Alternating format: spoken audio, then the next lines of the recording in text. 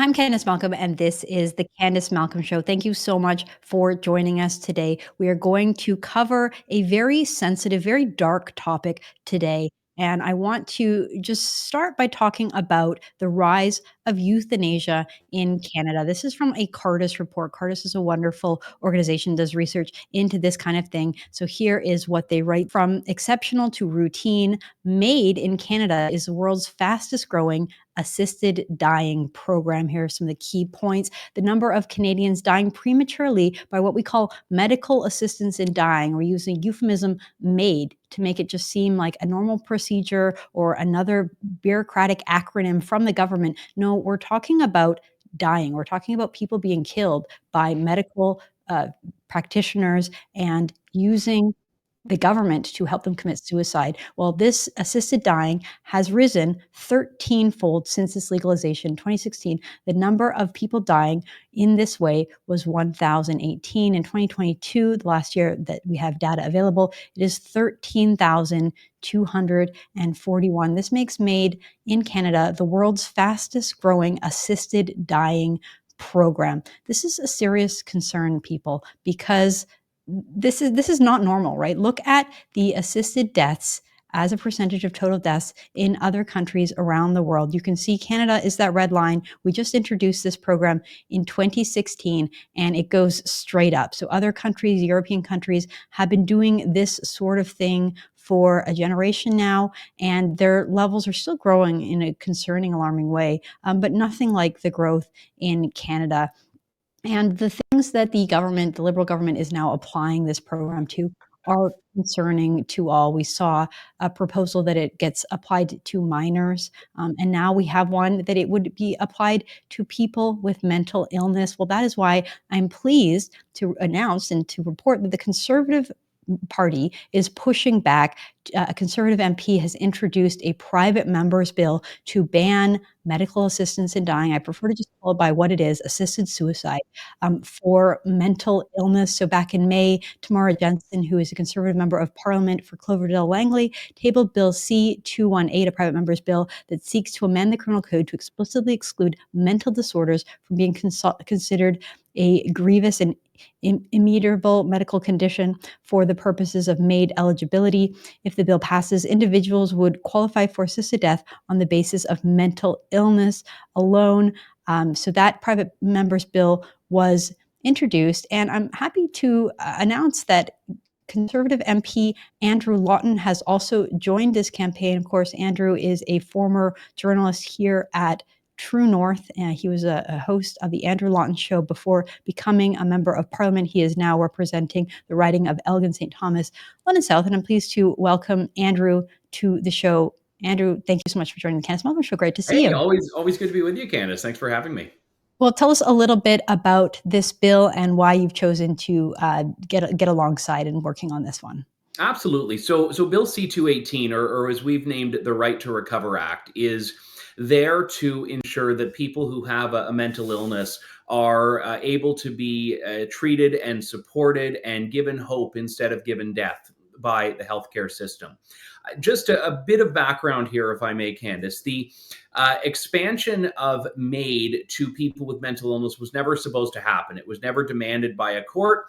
What actually happened was a court decision in Quebec said that Canada's MAiD rules were too restrictive, and the Liberal government responded with a significant expansion. And then the unelected Senate unilaterally decided to put in this additional change that if you had only a mental illness, no physical ailment whatsoever, you'd be eligible for MAiD. They passed it, they kicked it back to the House of Commons, and the Liberal government under Trudeau, with David Lametti at the time being the Attorney General, decided to move this forward in spite of massive pushback from the mental health field, the healthcare field, disability rights activists, a lot of people in this space from a number of different sectors. Conservative, Liberal, didn't matter. And what they did is they put in place a date that this would go into effect and said, well, we'll figure out the details later. We'll figure out how we prevent abuse later. They couldn't do that in time. They still haven't done that. They've had to extend this date a couple of times. But right now, if nothing happens, As of March 17th, 2027, people with a serious mental illness will be able to go through the MAiD process. Now, this was something that is very near and dear to my heart. I've shared publicly. I've shared it, with my former listeners and viewers here. I am a suicide survivor myself. I almost lost my life about 15 years ago to a suicide attempt after a prolonged battle with mental illness that very nearly took my life. I'm convinced that I would have gone through the MAiD system 15 years ago. And given how we've seen this system unfold, I might have been successful in getting that sign off and having my life ended, which means I wouldn't be here today. I wouldn't have a loving wife. I wouldn't have the career I have. I wouldn't have all of the wonderful people I've met and worked with over the last decade and a half. So that was why I launched the I Got Better campaign, to highlight stories of healing and show why the stakes are so high if we go down the road of granting MAiD for people with mental illness.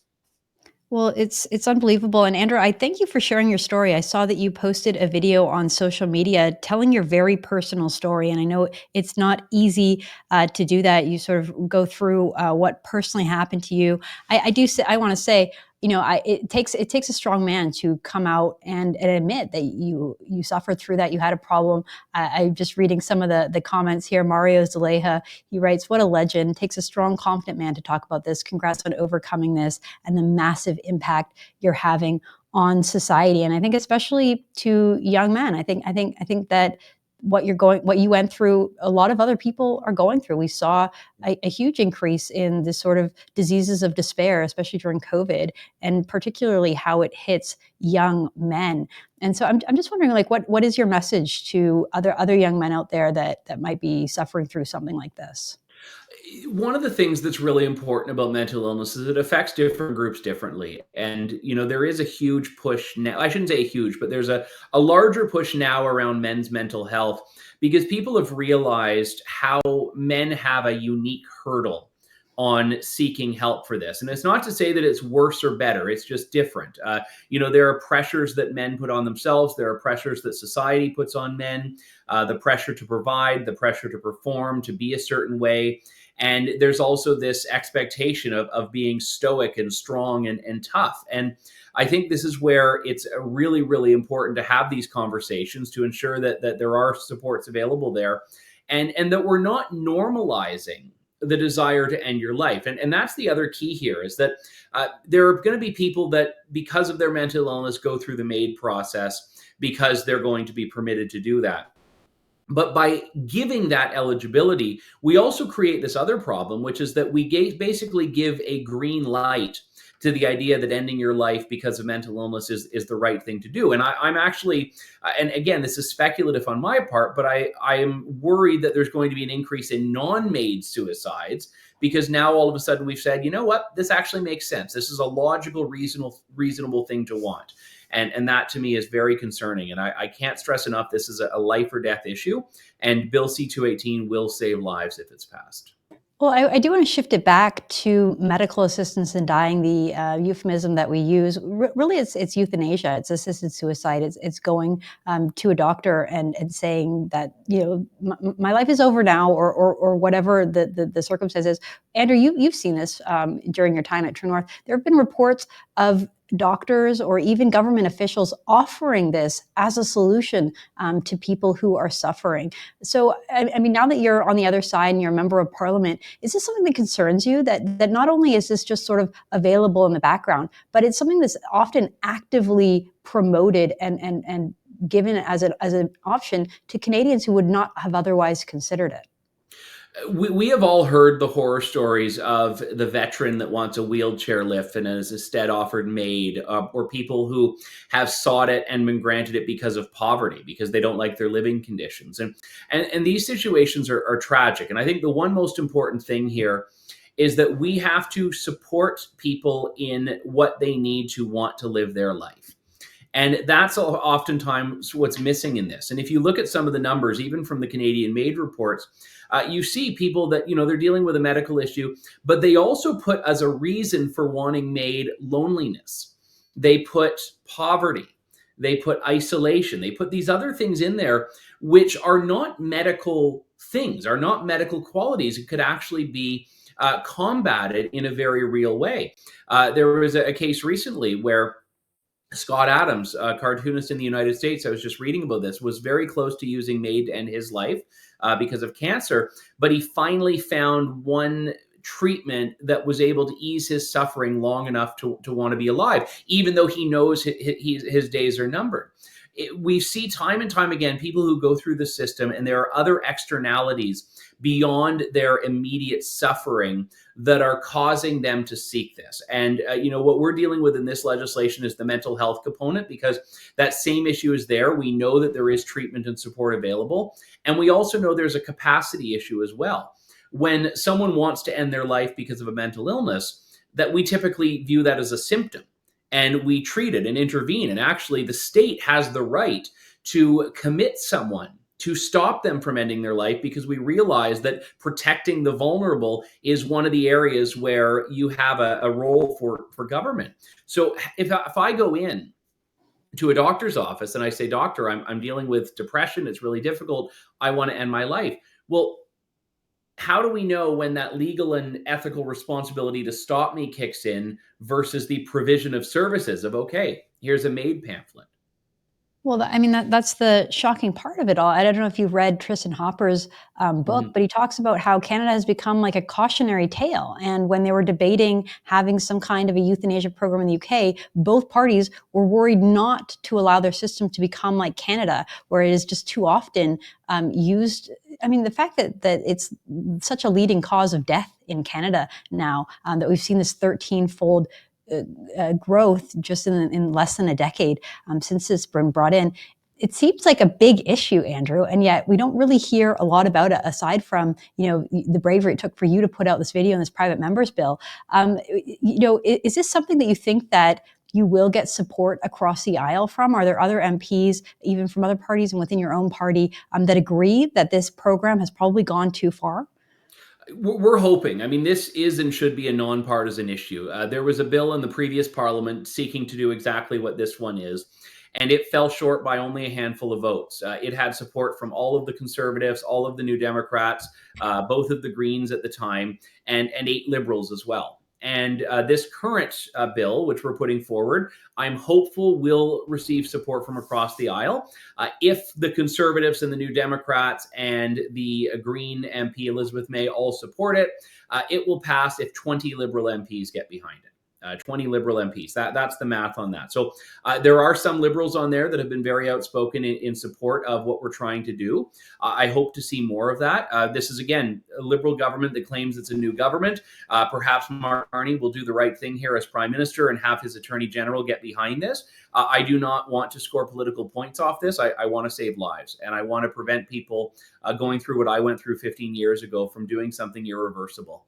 And I hope we can get support from that. And that's my call to action to all of your listeners and viewers, Candice, is no matter where you are in the country, no matter who your MP is, whether you like them or not, reach out to them and ask them to support this bill. Ask them to support C218. If you have experience with mental illness yourself, share that with your member of parliament. Make sure they know there's a human face on this. And that's the spirit behind the I Got Better campaign, which at the risk of shamelessly plugging is at igotbetter.ca.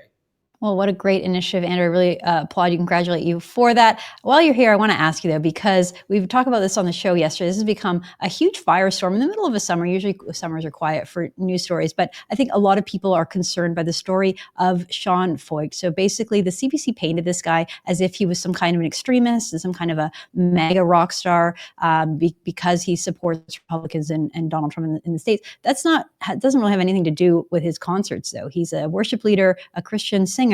He had a tour planned across Canada. Apparently, this is his 3rd year in a row touring across Canada. But suddenly he became very controversial and has had his permit revoked in cities across Eastern Canada, from Halifax to Montreal. In Montreal, we saw that showdown with the police, with Antifa, where they firebombed a church using a smoke bomb in the middle of a performance, which is, as I walked through on the show yesterday, there is a criminal code offense against interrupting a church service or a service of worship. And that's exactly what these Antifa thugs did right in front of the police. I saw that you wrote a lengthy post about this on X, Andrew, and I'm wondering if you can comment on what's happening and what you make of it all.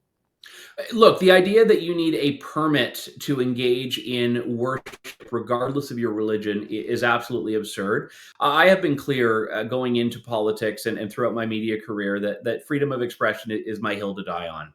And when I see the interruption of a religious concert, which is, again, it's worship, I'm very concerned by it. Again, I stand up for freedom of expression and freedom of religion on principle. I don't need to agree with or share someone's religious practices or what they say. And I say that not as a denunciation of Sean Foyt, but I literally had never heard of him before, before 2 or 3 days ago, whenever it was that this came up. And, I don't actually care what his beliefs are, care what he says. I would stand up for his right to engage in the work that he's doing and not be harassed by bureaucrats. Now, again, I mean, the nature of freedom of expression is that you have to protect people who are saying things that you disagree with if you want to have any consistency and moral clarity on this. And, in this case, it's a, Christian singer, and I get people have raised all sorts of issues with him about, how he's run his business and all of that. And none of that matters. All of that's a distraction. At the end of the day, his right to speak, his right to sing, a church's right to host him, those are decisions to be made by them, and people can decide whether they want to go. There is no place for the government in that equation at all. Well, you raised a really interesting point. I'm just going to read a little bit about comparing it to something that happened under the Harper government. So you wrote, 17 years ago, the Canadian arts community and political left raised holy hell about a bill from the Harper government that would have blocked tax credits for film projects that went against public policy. That proposal, which the Conservatives ultimately scrapped, was lambasted as censorship. Of course, it was no such thing. The government has no obligation to fund any particular piece of art. Punishing people for what they create is another story. And then you write about how that reminds you of what's happening here. I mean, I don't really expect there to be consistency from these people, just because I'm talking about people on the woke left. Yeah, they'll criticize the Conservatives for doing something, and then they'll turn around and do the exact same thing without any sense of shame or irony. But it is interesting how, back then, even just saying that we're not going to fund, and I think the specific example was like anti-Alberta energy activists or something like that, saying that the government doesn't have to fund them, and that was considered censorship. And here we have them actually blocking a church service and endangering their parishioners. But even, I mean, the fact that someone threw that smoke bomb, and you can see with such grace, right? Sean Foyt just picks it up, hands it to another church leader who just calmly walks it out the door, right? They weren't panicking. They weren't trying to fight. They weren't trying to agitate. They were really just trying to pray. And the fact that the police just stood by while that happened, and I don't think anyone was arrested. I don't think anybody was charged. It seems just like a blatant and ugly double standard. And to me, it shows anti-Christian bigotry and an anti-American hatred in our country by the same people who are sitting here saying, you have to be inclusive. We believe in diversity. No hate. Hate has no home here. And yet they're showing all of those things. I mean, there's just so much irony here. Andrew, what do you make of it all? I think you need to be able to apply whatever the rules are evenly. And I know people have pointed out some very radical, hateful protests and demonstrations that have taken place in Montreal that have not attracted the ire of Montreal bylaw enforcement, that have not received condemnation for operating without a so-called permit. So I think at the end of the day here, what's going to happen is we're going to have a conversation in this country about the assaults that are taking place about freedoms. And if anyone's interested, I talked about this in my maiden speech in the House of Commons, in which I said that I wanted to make Canada a freer place. And that was motivating my entry to politics.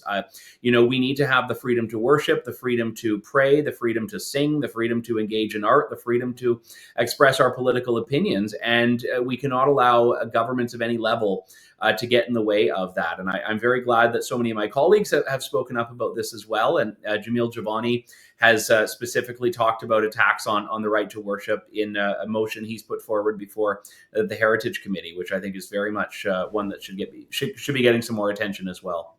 Well, Andrew, I know you're just getting started in Ottawa, and as a member of Parliament, you're doing great work already. We appreciate your time and you joining the program.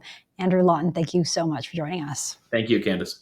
All right, folks, that's all the time we have for today. Thanks so much for tuning in. I'm Candice Malcolm. This is Candice Malcolm Show. We'll be back again tomorrow with all the news. Thank you, and God bless.